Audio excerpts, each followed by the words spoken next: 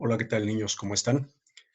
Vamos a presentarte las actividades con las que trabajaremos en esta semana del 22 al 26 de marzo.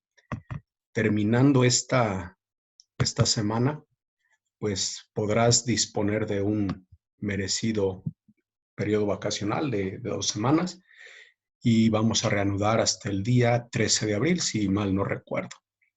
Y bueno, empezamos con la actividad número 1 de español para el lunes 22 de marzo. Tú ya habías hecho un cuadro sinóptico acerca de un tema sobre el cual querías investigar porque es un tema de tu interés. Y bueno, en esta ocasión vamos a presentarte esta imagen. Observa la diapositiva. ¿Qué es? Has visto probablemente en los noticieros, has visto probablemente en algún libro, en alguna revista, estas imágenes. ¿Ya tienes la idea? Bueno, se supone que esto es un ciclón. Tú podrás observar en la página 103 de tu libro de español información relacionada con los ciclones. Si te das cuenta, en la página 103 aparece esta información, pero quiero que te fijes en lo siguiente. Es importante iniciar siempre con un título, resaltarlo. Aquí, por ejemplo, lo están resaltando con este color azul, letra blanca. Tú lo puedes resaltar con letra mayúscula, letra de otro tipo, letra más grande incluso. Pero es importante que el título resalte, ¿no? Entonces, en este caso, aquí en tu libro aparece información acerca de los ciclones. Y aquí, bueno, te invito a que lo leas con calma. Empiezan dándote una descripción de cómo se le dicen a los huracanes en diferentes lugares. En algunos lugares se les llama tifones, en otros lugares se les llama ciclones, en otro lugar se le dice willy willys, en otros bagios, ¿sí? O aquí en América se les conoce como huracanes, ¿sí? Todo esto viene en el primer párrafo. Acuérdate que los párrafos son como la idea. Aquí hay una idea, empezamos con mayúscula, desarrollan toda la idea acerca de cómo se les nombra o de qué otros nombres se les conoce a los ciclones. Termina la idea, aquí te señalo con rojo el primer párrafo, termina, punto y aparte, empieza otra idea, es un segundo párrafo.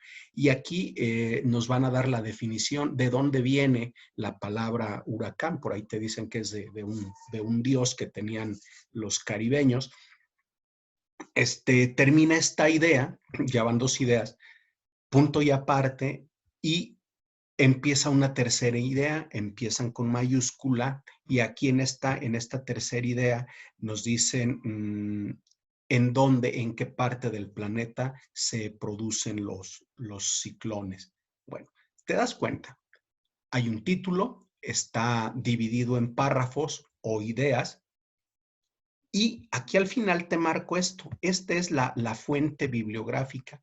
Aquí, por ejemplo, dice ciclones tropicales. Aquí nos dan una página de internet que fue de donde sacaron esa información y nos ponen incluso el año, en noviembre de 2013. Bueno, ¿por qué te presento esto? Porque el trabajo que vamos a realizar está enfocado a un tema, o sea, tú vas a pensar en un tema y vas a tratar de poner diferentes partes. Aquí, por ejemplo, se me ocurre que se pudieron poner algunos subtítulos. Más adelante lo vamos a ver. Bueno, esto te comenté que está en la página 103, pero veamos en la página 104. En la página 104, tú observarás una, una primera parte en donde viene el título, ¿qué son las nubes? Y el título viene a manera de pregunta. Quiero que cheques que está con letra más grande, más negra incluso. Entonces, ese es el título. ¿Qué son las nubes? ¿Sí? viene la descripción y después viene dividido en párrafos. Y en cada párrafo nos dan a conocer como alguna característica de las nubes. Ahora, quiero que te fijes también en que hay algunas imágenes. Aquí obviamente no se distinguen bien, pero tú lo podrás percibir de mejor manera en tu libro, en la página 104. Bien, todo es información relacionada con las nubes. Aquí hay título. El cuerpo del texto es todo esto, o sea, toda la información. Imágenes. ¿Por qué son importantes las imágenes? Las imágenes obviamente que van a reforzar lo que estamos leyendo, nos van a poder dar una idea mejor del texto que estamos leyendo. El que vimos aquí de ciclones tropicales no tiene imágenes, pero qué mejor que tuviera, porque pudieras tener una idea de lo que estamos hablando. Yo aquí te puse esta, pero es una diapositiva, no viene en el libro, pero creo que estarás de acuerdo en la importancia que tiene incluir imágenes, gráficas o tablas en un tema de investigación. Ahí mismo en la página 104 aparece otro tema y el título, repito, viene con letra más negra, letra más grande y viene a manera de pregunta. No quiere decir que todos los títulos van a empezar a manera de pregunta. Si tú lo quieres, puedes hacerlo así. Vamos a pensar, ¿qué son los ciclones? ¿Qué son las nevadas? ¿Qué es un temblor? Pero lo puedes hacer, repito, puedes hacerlo a manera de pregunta o nada más. Vamos a pensar que te interesa investigar sobre los temblores. Tu título pudiera ser Los temblores. O ¿qué son los temblores? A final de cuentas, la idea es la misma. Bueno, aquí en este caso, en la página 104, viene como título, ¿qué son los truenos y los relámpagos? Y viene toda la información. Y si te das cuenta, aquí aparecen algunas imágenes, que estas imágenes están relacionadas con la información que tú vas a estar viendo. Más abajo aparece un subtítulo, ¿qué son los huracanes y los tornados? Y aquí aparecen otras imágenes, ¿sí? Importante pues que tú consideres poner título, el cuerpo del texto, la información, puede haber imágenes, gráficas o tablas. Bueno, fíjate, este texto que te presento aquí está en desorden. Yo te lo voy a mandar, el día que les envíe las actividades a tus papás, te voy a mandar esta información, pero aquí te hago la aclaración, este tema está en desorden, ¿sí? Y tú, fíjate, aquí podrás identificar que hay 1, 2, 3, 4, 5, 6, 7, 8, 9 partes. Entonces, tú las vas a recortar, te las voy a enviar en una hoja, o sea, obviamente una imagen, tú la imprimes, y la recortas y pegas en tu cuaderno esta información. ¿Cuál crees que sea el título de esto? ¿Crees que este pueda ser el título? ¿Pueden provocar terremotos volcánicos? ¿Crees que este sea el título? ¿Beneficios de los volcanes? ¿Cuál de estas partes crees que debe de ir primero? ¿Cuál va después? ¿Cuál va después? Hay subtítulos y hay un título. Tú trata de, aquí, bueno, pues va a ser difícil que lo leas en la diapositiva, pero yo te lo voy a enviar. La idea, repito, es que tú recortes estas partes y lo ordenes de manera lógica. Y si gustas, puedes ponerle alguna imagen. Aquí por cuestiones de espacio no lo pude poner, pero tú lo pudieras hacer en tu cuaderno. A final de cuentas es lo que me vas a presentar. Vas a ordenar el texto, que repito, se los voy a enviar a tus papás, es sobre los volcanes, recorta las diferentes partes para que los ordenes correctamente y los pegues en tu cuaderno. Bien, es la actividad número 1. Vamos a pasar a la actividad número 2 de matemáticas para el martes 23 de marzo. Bien, siempre bueno, principalmente en matemáticas, perdón, en matemáticas es mucho de escribir planteamientos. Obviamente, cuando lo hacíamos en el pizarrón, es importante que veas tú la información que está ahí, que veas la información que puede estar en tu libro, pero que te des cuenta que esa información te puede decir aún más. Hay cosas que se pueden inferir. ¿Qué quiere decir inferir? O sea, lo que está ahí escrito te puede dar más información. Supongamos, veamos a estos niños que están aquí, están analizando una gráfica de barras. Por lógica, tú te das cuenta que esta es la mayor, ¿sí? Pero a lo mejor te pudieran preguntar, ¿cuál es la diferencia? Vamos a pensar que esta es una gráfica de ventas y que te dijeran, ¿cuál es la diferencia entre la mayor venta y la menor venta? Aquí, aunque tuviera números la gráfica, no lo ibas a sacar de ahí. O sea, aquí no va a estar la respuesta. Tendrás que hacer alguna operación diferente. En este caso, tendrías que hacer una resta para encontrar la respuesta a esa pregunta. Aquí, por ejemplo, pudiera ser sencillo. Están viendo la tabla del 2, 2 por 3, 6, 2 por 4, 8, 2 por 5, 10. Pero ¿qué otra cosa se pudiera preguntar? A lo mejor aquí te pudieras dar cuenta que va de 2 en 2. La diferencia que hay del 6 al 8 es 2. La diferencia del 8 al 10 es 2. A lo mejor aquí pudieras notar que va en orden ascendente, 3, 4, 5. A lo mejor aquí pudieras decir, si divido 6 entre 3, me da como resultado 2. Si reparto 8 entre 4, el resultado me da 2. Hay muchas cosas que se pueden analizar, ¿no? Pero en este caso, la actividad que vamos a realizar es observar una gráfica que tiene que ver con la población que existe en México. ¿Te acuerdas que hemos comentado lo de los censos? El censo, que es una actividad que realiza el INEGI, entre otras cosas, para conocer cuál es la cantidad de habitantes que existen en el país.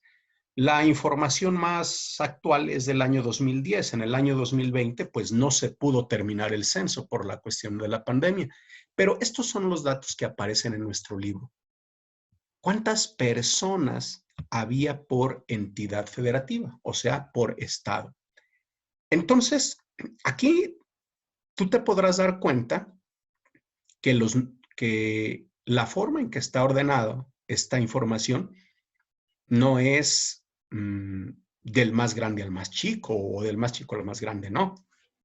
A ver, checa aquí, empieza en Aguascalientes, Baja California, Campeche, Chiapas, Chihuahua, Coahuila, termina en Zacatecas. ¿Ya te diste cuenta cómo está ordenado? Aquí no lo dice, pero tú lo puedes inferir. Te das cuenta que está ordenado de manera alfabética. Pero estamos en matemáticas, no importa, está en orden alfabético. Bueno, aquí la cuestión es que veamos que empieza con Aguascalientes, termina con Zacatecas, y aquí vienen las cantidades que nos dan a conocer cuántas personas había en el estado en el año 2010. Aquí, por ejemplo, Aguascalientes tenía 1,184,996. Yo te pudiera preguntar ahorita de manera rápida, checando esto en tu libro, en la página 114, te pudiera decir, a ver, encuéntrame rápidamente cuál es el estado que en el año 2010 tenía la mayor cantidad de personas. A lo mejor rápido te pones a analizar y dices, pues aquí hay uno de 15 millones y aquí hay uno de 7 millones, hay uno de 4, a ver, habrá otro más grande. No, pues yo creo que el de 15 millones tal vez, que es el Estado de México. ¿Cuál será el del segundo lugar, el del tercer lugar? Aquí no te lo dice, tú lo investigas. O yo te pudiera preguntar, ¿cuál es el estado con menor cantidad de habitantes? Entonces, aquí tú lo puedes ver. Hay una palabra clave que muchas veces se utiliza en este tipo de tablas y la palabra es diferencia. Cuando decimos diferencia, la tenemos que relacionar con restar. Por ejemplo, si yo te preguntara, ¿cuál es la diferencia de habitantes entre Sinaloa y Sonora? yo veo que Sinaloa tiene 2.767.761 y Sonora 2.662.480.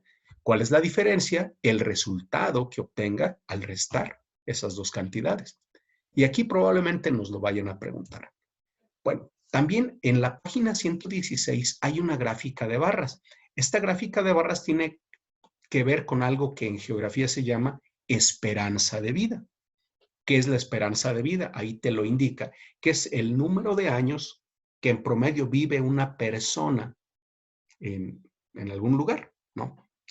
No quiere decir, esto es un promedio. Aquí, por ejemplo, en México actualmente se dice que la gente por lo general vive 75 años.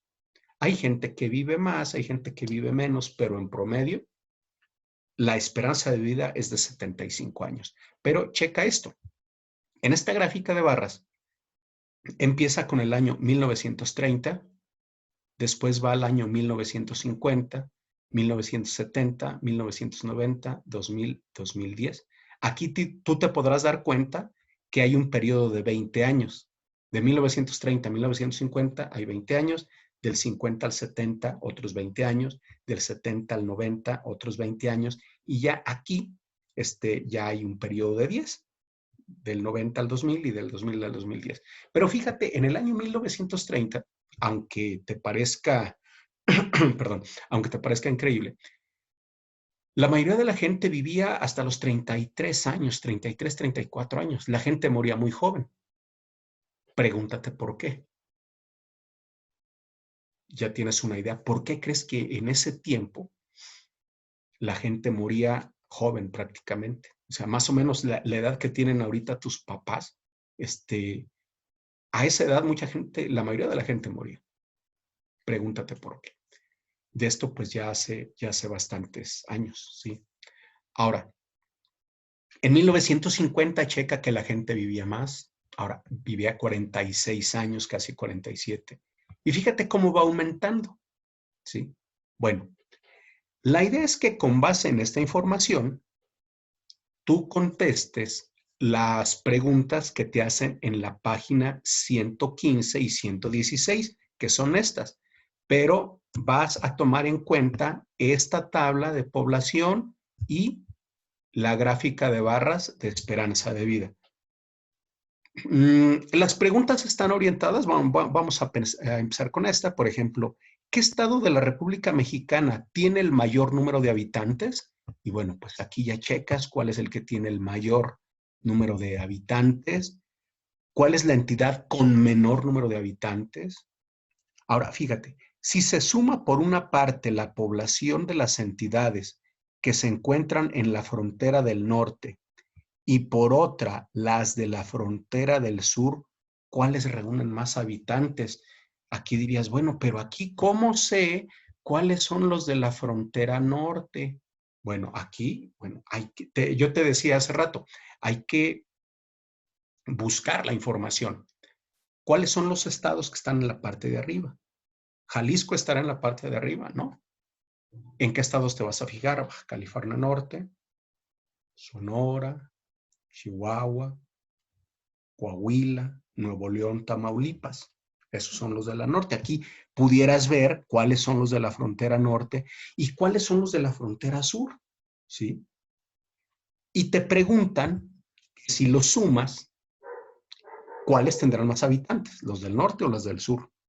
Aquí viene la palabra que yo te dije hace rato, diferencia. Acuérdate que diferencia es restar. ¿Cuál es la diferencia en número de habitantes entre la entidad más poblada y la menos poblada? Aquí tienes que ver lo que pusiste en la letra A y la B. ¿Cuál es la más poblada? ¿Cuál es la menos poblada? Haces una resta y obtienes la diferencia. Busquen la entidad en la que viven, o sea, el estado que vivimos, Jalisco, y anoten el número de habitantes que se reportó en el censo del 2010. Bueno, buscas nuestro estado. ¿Cuáles son las entidades que tienen menos de 1 millón de habitantes? Acuérdate que cuando hablamos de millones estamos hablando de 7 cantidades, ¿verdad? O sea, aquí, por ejemplo, esta tiene más de 1 millón. 1.184.996. ¿Cuáles son los que tienen menos de 1.000.000. Y bueno, esta tiene que ver, la página 116 tiene que ver con la gráfica de barras de esperanza de vida. Intenta contestar, yo sé que va a ser fácil. Es todo en la actividad número 2. Pasamos a la actividad número 3 para ciencias naturales, miércoles 24 de marzo. En la página 111 de tu libro nos muestran una situación por la que probablemente muchas veces experimentamos. El tema es electrización de materiales. ¿A qué te suena electrización? Ahí está la palabra, ¿no? Electrización. Te comparto, dice, a veces, especialmente cuando el clima está seco, al peinarte con un peine de plástico, se puede observar que del cabello saltan pequeñas chispas, a la vez que se escuchan chasquidos. Además, el pelo es atraído por el peine. Lo mismo sucede con algunas prendas al frotarlas, despiden chispas y chasquidos. En otras ocasiones, al tocar un objeto metálico o a una persona, sientes un toque. ¿Alguna vez te has preguntado por qué ocurren estos fenómenos? Y aquí te muestro este dibujo, no viene en el libro, pero tiene que ver con la información que te compartí. Frotas un globo seco, tu pelo seco también, y observas que el pelo es atraído por el globo. O aquí esta niña, hay ocasiones en que vas a agarrar la chapa o la manija de la puerta de tu casa y te da un ligero toque, ¿no? O a veces abres el refrigerador, o a veces hasta en tus cobijas. A veces hasta en tus cobijas se escucha como un chasquido. Eso es la electrización de estos materiales. Pero para esto, para que tú lo observes y lo experimentes de primera mano, en la página 112 viene una actividad. Son objetos fáciles de conseguir: un globo, una bolsa de plástico, una hoja de papel cortada en trocitos pequeños, o confeti, pudiera ser, un poco de agua. Y aquí te dice qué es lo que vas a hacer, qué vas a frotar, qué vas a juntar. Lo importante es que tú observes qué es lo que está pasando, ¿sí? Repito, la actividad, el concepto que nos dice el libro que manejemos es esto: electrización. Y te dice, en la actividad anterior observaste que al frotar el globo con el cabello, adquiere la propiedad de atraer cuerpos, atraer, juntar. Dice, por ello, los pedacitos de papel y la bolsa se adhieren, o sea, se juntan a él. A este fenómeno se le llama electrización. Sí tiene algo que ver con electricidad e involucra una forma de energía. Pero nos hace una aclaración: si el globo estuviera mojado, no iba a ocurrir eso, porque perdería esa propiedad que se llama electrización. Bueno, regresando a lo que vas a hacer. La actividad que vas a realizar es este experimento que aparece en la página 112. Está muy sencillo. Registra tus anotaciones aquí mismo en el libro, ¿sale? Vas a experimentar con la electrización. Actividad número 4 de geografía para el miércoles 24 de marzo. En la página 106, bueno, te has dado cuenta que todas las lecciones empiezan con una carta que hace relación al tema que se está viendo. En este caso, lo manda Italibi, que es del estado de Guerrero. Se la manda a Don Ají. Leí en tu carta que vives en Pinotepa Nacional, Oaxaca. Me alegró saber que tu ciudad también forma parte de la región mixteca a la que yo pertenezco. ¿Te acuerdas de los mixtecos en la historia? Mi pueblo se llama Usabi, o Pueblo de la Lluvia. Vivimos en la región de las montañas altas de Guerrero, donde hay muchas nubes y se ven bosques, entre los que cultivamos maíz y café.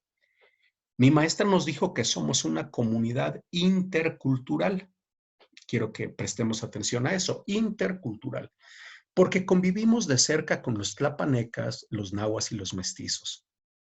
Por esta razón, también somos políglotas, es decir, que hablamos varias lenguas, como mixteco, tlapaneco, náhuatl y español dentro de la misma escuela. Fíjate, suena interesante, ¿no? En nuestro salón habitual escuchamos nuestro idioma, español, pero estos niños han desarrollado esa habilidad por el mismo lugar y las condiciones en que viven, han tenido la necesidad de aprender diferentes lenguas y se ha de escuchar interesante.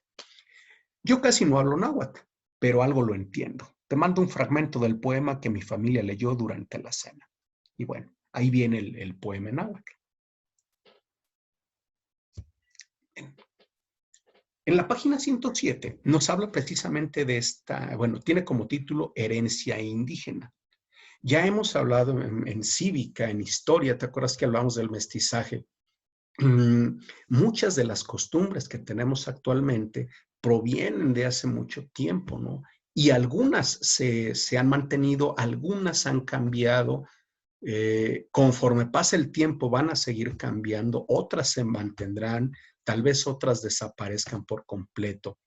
Pero esto es precisamente la interculturalidad, o sea, varias culturas, varias costumbres, varias formas de ser, varias formas de pensar que se reúnen y pues surgen nuevas formas de vida, ¿verdad? Aquí estos niños, por ejemplo, de la carta, pues ellos probablemente van a crecer sabiendo esos idiomas y es muy probable que a sus hijos les enseñen esos idiomas. O tal vez sus hijos aprendan un idioma de otro país, qué sé yo. Bueno, aquí en la página 107 nos dice que estas tradiciones se practicaban desde hace muchísimo tiempo, desde antes que llegaran los españoles, desde antes del año 1519 que llegan los españoles. Las personas que aquí vivían ya practicaban muchas cosas, ¿no? Y las transmitían de una generación a otra. Sería interesante, pues, recordar si alguna de las cosas que tú acostumbras tiene relación con nuestros antepasados. Fíjate, en la página 108 quiero que te apropies de esta información. En nuestro país hablan de más de 60 pueblos indígenas, cada quien con su lengua propia, con sus tradiciones, con sus costumbres muy propias, y están regados en diferentes partes del país. No son pueblos muy grandes, ¿sí? Algunos te los podrás encontrar en las selvas, en los bosques, en las partes desérticas, y ellos buscan la forma de mantener vivas sus tradiciones. Ahora, nos preguntan aquí, ¿cuáles pueblos indígenas viven en nuestra entidad y qué lenguas hablan? Aquí sería interesante investigar.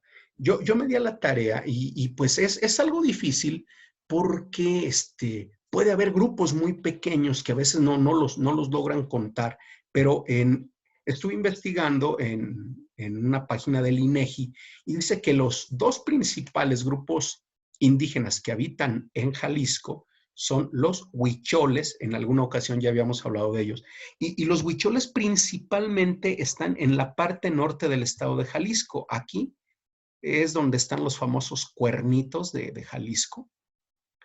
Y son comunidades pequeñas, ¿no? En donde habitan los huicholes. Hay muchos también en Nayarit, en Durango. Están así como distribuidos, parte de Jalisco, Zacatecas, Durango, Nayarit. Pero los huicholes principalmente están en la parte norte de Jalisco. Entonces tenemos los huicholes y también investigué que son los nahuas. Aquí, si haces una comparación, se nota que hay más huicholes y nahuas. Los nahuas aquí estarían en esta parte, mira, cerca de Colima, en la parte sur. Son muy pocos. Estuve investigando que hay otros grupos, pero son menores. La cuestión es esta. entender que en nuestro estado y en otros estados vamos a encontrar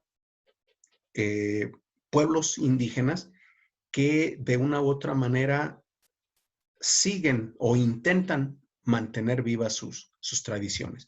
Pero en esta ocasión, fíjate, en la página 109 vamos a hablar de algo que se llama culturas híbridas. Y esto, bueno, nos ponen aquí como un ejemplo, cómo una cultura puede agarrar elementos de otras para formar nuevas cosas. No sé si tú conoces este platillo, fíjate, dicen que es un platillo típico de México, son los famosos chiles en nogada. Pero aquí lo interesante es que usaron, por ejemplo, el chile, es algo típico de México, pero lo que es la nuez y la granada no eran propios de México, eran de España. Entonces, es como juntar cosas de España con cosas de México y se forma una nueva idea, ¿no? En este caso, un nuevo platillo. Ahora, cuando hablamos de combinación, no nada más hablamos de combinar comida, podemos hablar de creencias, podemos hablar de religiones, formas de hablar, formas de vestir, formas de bailar, formas de hacer música. Y aquí en nuestro libro, y es con lo que vamos a trabajar, nos hablan de un concepto que es tribus urbanas. ¿A qué te suena si decimos tribus? A lo mejor lo relacionas como con grupos indígenas, pero si decimos urbanas, cuando decimos urbanas, estamos hablando de algo que ocurre en las ciudades. Entonces, aquí nos dice en la página 109 que las tribus urbanas son grupos de personas, sobre todo jóvenes, identificados por una actividad, por ejemplo, tipo de música, la vestimenta o incluso la forma de hablar. Y bueno, aquí nos dan algunos ejemplos de lo que son tribus urbanas. La actividad que vas a realizar es investigar en qué consiste o qué es lo que hacen estas tribus urbanas. Probablemente tú has escuchado de los darks o los darketos. ¿Cuáles? O sea, tienen una forma de vestir muy singular, que obviamente hay que ser respetuosos de la forma en que ellos visten. Pero sería interesante que investigaras alguna característica de estas tribus urbanas. Puede ser los darks, los rockeros, los hip hoperos, los punks o los scatters. No sé si esto de los scatters sean los que, las personas que practican eso de las patinetas, no, desconozco, pero bueno, investiga algo acerca de algunas de estas tribus urbanas. Y la idea es pues entender que pues nuestras creencias forman parte de la cultura, o sea, somos una sociedad en donde todos pensamos diferente, tenemos formas de vestir, de pensar, de actuar distintas que pues deben ser respetadas por todos, ¿verdad? Entonces, lo que vas a investigar es alguna, no todas, solamente investiga una de estas tribus urbanas. ¿Qué hacen? ¿Por qué se caracterizan? ¿Sí? Puede ser los darks, los rockeros, los hip hoperos, los punks y los scatters. Vamos a la actividad 5 de historia para el jueves 26 de marzo. Ya hablamos acerca pues de la conquista. La clase pasada hablamos de las diferentes formas de concebir la guerra. ¿Te acuerdas que los mexicas no veían como una manera de exterminar al enemigo? Ellos querían principalmente tener esclavos, prisioneros, perdón, para sacrificarlos y ofrecérselos al sol. Mientras que los españoles, ellos agarraban parejo, ¿no? Ellos no les importaba que fueran ancianos, fueran niños, fueran mujeres. Ellos querían la destrucción total. Y bueno, en esta ocasión vamos a retomar, vamos a empezar más bien. ¿Qué pasa después de que ya se conquistó este territorio? Primeramente hay que recordar la fecha. Históricamente se dice que es el 13 de agosto de 1521 cuando termina la conquista de México Tenochtitlan. E inmediatamente después, pues ahora sí que los españoles se apoderan de todo. Entonces se empieza a hacer, pues obviamente, nuevas cosas. La ciudad se tuvo que reconstruir. Se empezaron, fíjate, algo interesante. Muchos templos de los mexicas, por ejemplo, fueron destruidos y sobre esos templos construyeron algunas de sus iglesias, los españoles. Entonces, bueno, se empezó a reconstruir la ciudad, se le cambió el nombre, ya no se decía Tenochtitlan, ahora se le llamó la Nueva España, ¿sí? No España, la Nueva España. Entonces, pues se tuvo que organizar el nuevo país, ¿no? Se hicieron ciudades, se pusieron gobernadores en diferentes lugares. De hecho, en aquella época, en España, que fueron los que nos conquistaron, había un rey, pero el rey no venía aquí a la Nueva España, él mandó a un representante que se le conocía como virrey, pero el virrey a su vez nombraba a otras personas para que ellos gobernaran los diferentes lugares que se habían conquistado. En aquella época no se sabía con exactitud hasta dónde llegaba la Nueva España. Te muestro. Bueno, se cree que más o menos era así. Gran parte de lo que es Estados Unidos, hasta Centroamérica, lo que es Guatemala, Belice, Costa Rica, hasta allá llegaba, pero no estaban bien definidos los límites. Ahora, si te das cuenta en este mapa que aparece en la página 111, pues no te parece, no hay nombres que existan actualmente. Bueno, aquí, por ejemplo, no encuentras a Jalisco. En tercer grado hablábamos de que esta parte, que es Jalisco, era la Nueva Galicia, y aquí está de verde. Mira, aquí, por ejemplo, arriba, Reino de la Nueva Vizcaya, y ahorita no hay nada que se llame Nueva Vizcaya. Aquí arriba aparece Coahuila, provincia de Coahuila, pero tiene otra forma. Nuevo Reino de León, no es Nuevo León, era Nuevo Reino de León. Capitanía General de Yucatán, Capitanía General de Guatemala, y esto era de México. Entonces, para que tengas una idea, el país se estaba organizando, ¿sí? Algo interesante fue que la Nueva España empezó a tener mucho comercio hacia otros países, hacia otros continentes, hacia Europa, Asia y África. ¿Pero por qué razón? Bueno, aquí, por ejemplo, hicieron lo que es el puerto de Veracruz, y de aquí salían varios barcos hacia Europa. Y eso fue interesante porque varios países de Europa pues sabían que aquí en este territorio, en la Nueva España, había riquezas. Entonces, algo importante que se dio fue el comercio. Pero a su vez, bueno, así como hay cosas buenas, hay cosas malas. Fíjate que aquí en nuestro país, en la Nueva España, pues, se descubrieron bastantes minas de oro y de plata. Y los españoles, pues obviamente que las querían explotar esas minas. Las personas que vivían aquí no eran muy fuertes físicamente para resistir los trabajos en las minas. Entonces se les ocurrió traer muchos esclavos de África, y esa es la parte mala, o sea que los trajeron como esclavos para trabajar en las minas.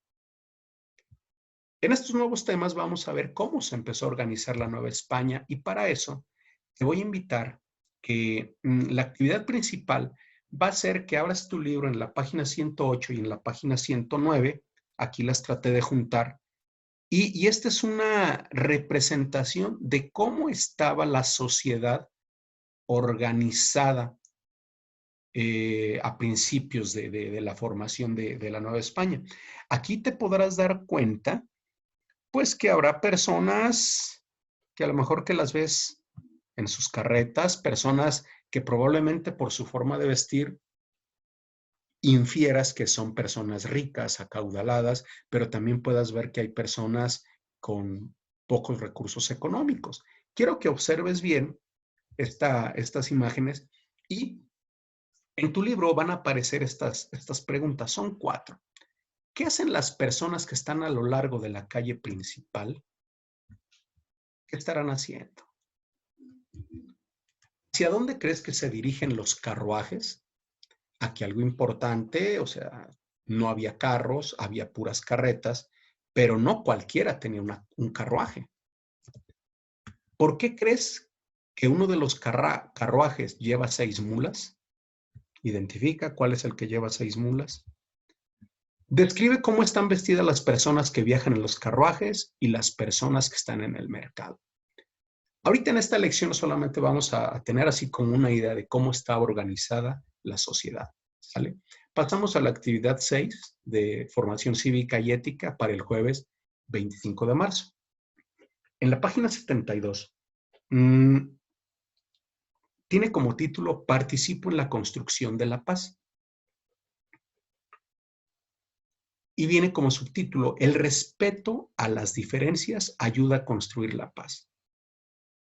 ¿Qué idea tienes tú cuando dicen hay que estar en paz, o ponte en paz, o estamos en paz? ¿Qué quiere decir? ¿Será fácil estar en paz con los demás? ¿O estar en paz con los demás es aceptar lo que ellos dicen, lo que ellos piensan? ¿O para que la gente esté en paz conmigo debe aceptar lo que yo digo y lo que yo pienso? ¿Qué opinas? Dice, los seres humanos tenemos gustos y necesidades diferentes. Ahí está como que el primer desacuerdo, ¿no? Todos, siempre vamos a pensar de manera distinta a los demás. Dice, en ocasiones esto provoca conflictos. Para evitarlos, el respeto y la tolerancia a esas diferencias ayudan a cuidarnos, a ser solidarios y a llevarnos bien entre todos en un ambiente de paz y trato digno. Es algo difícil, porque no quiere decir que necesitamos estar de acuerdo con los demás. Una cosa es que tú pienses de manera distinta, pero que pues no realices lo mismo. O sea, si tú consideras que lo que una persona está mal hecho, no quiere decir que para estar bien con él debes de aceptar lo que él hace, ¿no? Aquí nos hablan de que seamos respetuosos y tolerantes con las ideas distintas a las nuestras, pero no quiere decir que tú las hagas. Vamos a ver cómo o qué nos sugieren aquí para evitar conflictos. En la página 73 hay un cuento que lleva por título una pregunta que es, ¿me perdonas? Y habla de 2 animalitos. En el bosque vivían los amigos oso y conejo. Un día, mientras paseaban, encontraron un objeto brillante que centelleaba con la luz del sol, pero no sabían qué era. ¡Oh! Parece un papel de plata, exclamó Oso. No, Oso, es un espejo, aclaró Conejo. Impresionados con el trozo brillante, trataban de convencerse de por qué necesitaban quedarse con él. Yo lo necesito para hacer un experimento con la luz que se refleja, dijo el conejo. Y yo lo necesito para enviar una carta a mis abuelos, refunfuñó Oso. Se fueron enojando poco a poco y pelearon por el objeto hasta romperlo. Oso y Conejo, enfurecidos, se fueron cada uno a su casa con su pequeña mitad. Debe ser mío, gritaron al mismo tiempo. Estando completamente solos, se dieron cuenta de lo aburrido que era pasar el día sin su mejor amigo. Los amigos se buscaron y dialogaron, escucharon atentos y decidieron compartir su descubrimiento. Harían juntos los experimentos y la carta. Decidimos ponernos de acuerdo y compartir. Así recuperamos nuestra amistad, dijeron alegres. Cada quien tenía un argumento. O sea, yo debo de quedarme con el espejo. No, yo debo de quedarme con el espejo. Pero no hubo un diálogo de por medio, no se pusieron de acuerdo. ¿Te acuerdas del ejemplo que poníamos de la naranja? Que decíamos, una naranja para 2 personas. Y la mayoría decía, pues lo más justo era que mitad y mitad. Suena justo, ¿verdad? Suena razonable. Pero ¿te acuerdas que dijimos? Que 2 personas querían la naranja, pero una quería la naranja para hacer jugo. Y la otra persona quería la naranja para obtener la cáscara y hacer algún remedio. Pero nadie lo dijo. Entonces, ellos acordaron partir la naranja. ¿Qué fue lo que pasó? Uno se quedó nada más con la mitad del jugo de la naranja y el otro se quedó con la mitad de la cáscara. Pero si hubieran hablado qué quería cada quien, la otra persona hubiera dicho, mira, yo aproveché todo el jugo de la naranja y ya que exprimí la naranja, ahora te doy las cáscaras y tú haces tu actividad. Se haya quedado cada quien con, o sea, una persona se hubiera quedado con todo el jugo, hubiera aprovechado todo el jugo y la otra persona hubiera aprovechado toda la cáscara, pero como no lo hablaron, solamente se quedaron con la mitad. Aquí hubo un conflicto y eso nos pasa a todos. ¿Qué vamos a hacer? En la página 73 está esta historia de Conejo y Oso y abajo vienen las preguntas. ¿Cuál es el conflicto entre oso y conejo? ¿Cuáles fueron las necesidades o deseos de oso y conejo que los hicieron enojar? ¿Te ha pasado algo similar? ¿Cómo fue tu experiencia? ¿Cómo resolviste el conflicto? ¿Y por qué las personas llegamos a tener conflictos? Creo que aquí lo importante es saber resolver los conflictos de la manera más asertiva, ¿sí? Conflictos siempre vamos a tener, pero hay que saberlos resolver, ¿sale? Actividad 7 para español, viernes 26 de marzo. Vamos a enfocarnos a nuestro tema. A ver, ¿sobre qué quieres investigar? Tú ya habías hecho un cuadro sinóptico, ya tienes una idea de dónde investigar. Ahora solamente lo vas a escribir. Recordando que es importante que tu tema tenga títulos. Vamos a pensar que, bueno, se me ocurre, quiero hablar sobre tsunamis. A ver, título, los tsunamis o qué son los tsunamis. Voy a poner la información, pero a lo mejor puedo poner cómo se forman los tsunamis, cuántos tipos de tsunamis hay, o los tsunamis más fuertes que se han registrado en la historia. A lo mejor puedes poner una imagen, fotografías, algunas gráficas. A lo mejor no te gusta lo de los tsunamis y dices, bueno, yo quiero investigar acerca de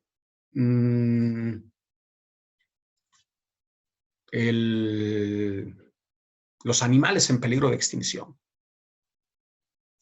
Pones tu título y a lo mejor como subtítulos puedes poner diferentes nombres de animales o puedes poner las causas por las cuales se están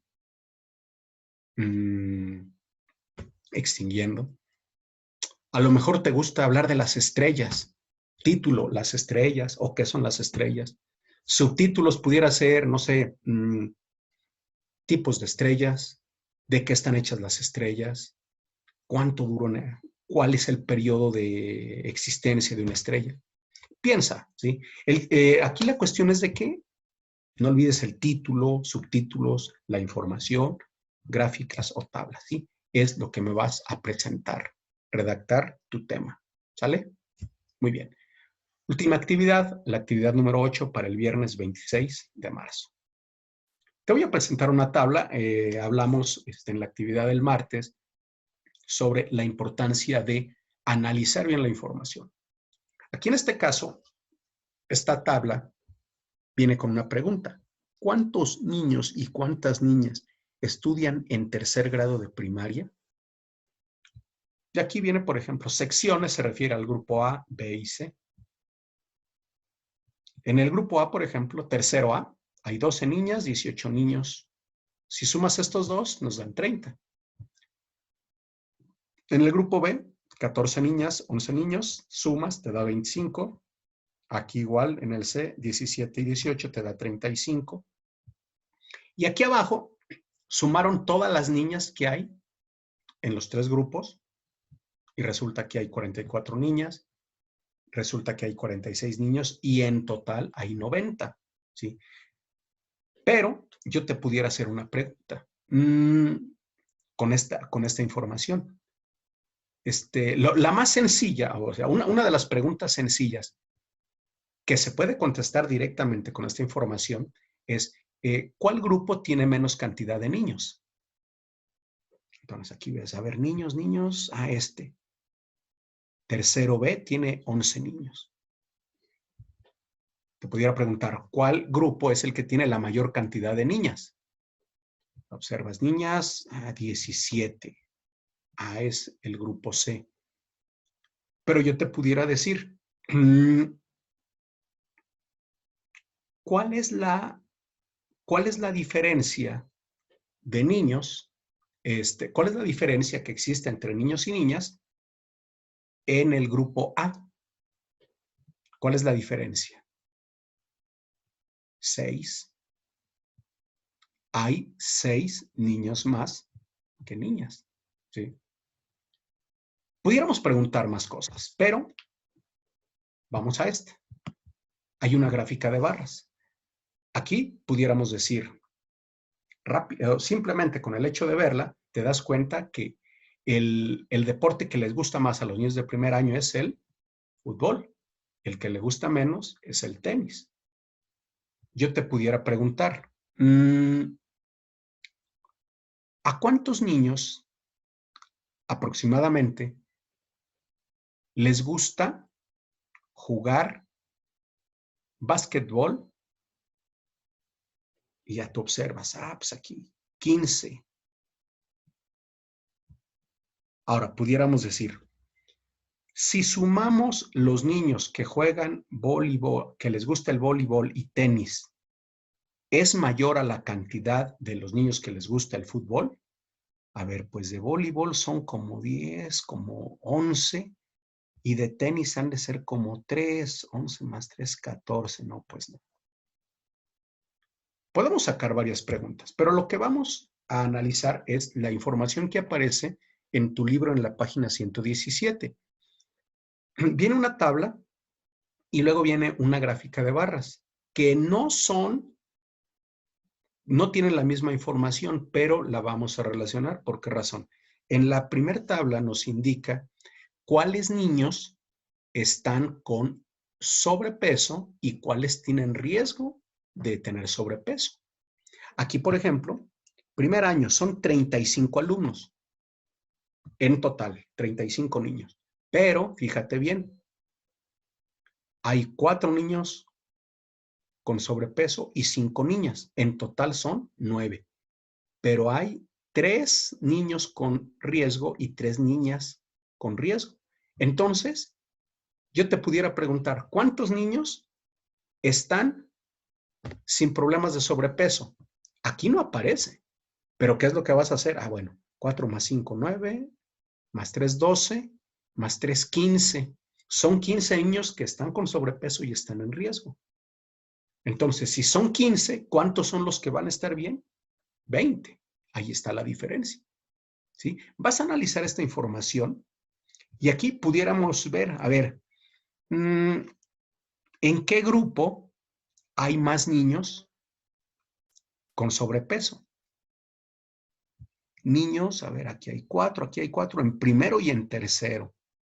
O pudiéramos decir, ¿quiénes tienen más sobrepeso? ¿Las niñas o los niños? Pudiéramos sumar niñas y niños. ¿O cuál es el grupo que está más sano? Pudiéramos decir. Ahora, ¿qué tiene que ver esto del sobrepeso con esto? La gráfica habla de cooperativa escolar, la famosa tiendita de la escuela. Observa. Esto es lo que se compra a la semana. Fíjate, frituras, o sea, los churros y cosas de esas. ¿Cuánto se compra? Casi 250 pesos a la semana. Dulces. Fíjate, el producto que se está vendiendo más son los dulces.